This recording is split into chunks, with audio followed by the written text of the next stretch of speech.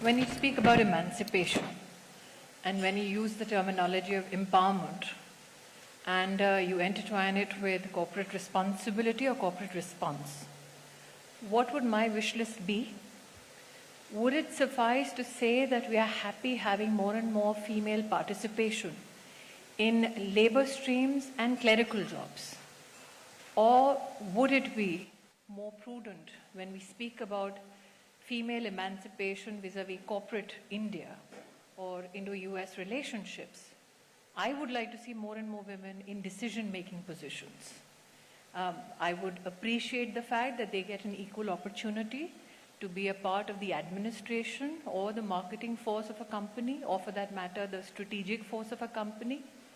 I would like to see more and more involvement in boardrooms, not only as filling a gender quota, but actually be in the position of taking decisions that would change the tide of the company or take the company forward.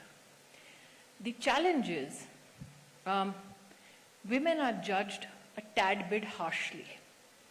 It is sacrosanct that when we get a position of responsibility with a modicum of power, it seems we cannot fail, but failure is acceptable from male leaders.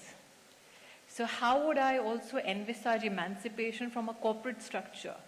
How do you analyze and judge a female input in an organization? Also has to be free of bias. Bias can be inherent or can be cultivated. Because one of the greatest challenges women in company structures face is when their work is evaluated, other social norms come into play.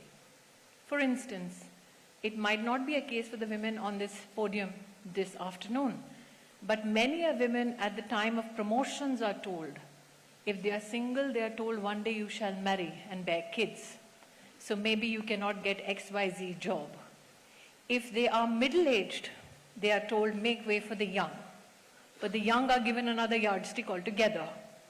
So I would rather see that even apart from giving decision-making positions to women, not because they are women, but because they are capable, also analyzing avenues of growth within a company takes into consideration that bias which is more than visible to many companies.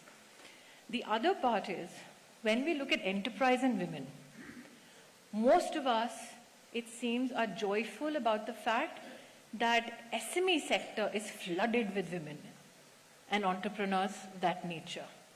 I would like to see more and more support for women to lead mid-sized companies, more and more women who lead mid-sized companies to be supported so that they can grow into large corporations. Yes, in terms of the IPO game, we do celebrate a name or two, but they are few and far little. The other wish list, and since you've asked a politician to speak, it is not that we are known famously to be succinct or to adhere to timelines.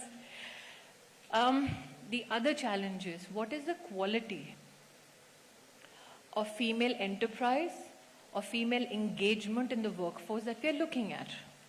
How many women, you talk about literacy and digitization, are owners of technology? You can find a plethora of women using technology, but how many of them own it? The second part is, whoever innovates in technology and other areas of science, how many of them have venture capitalists supporting that adventure? So these are the first rudimentary wishes that I have.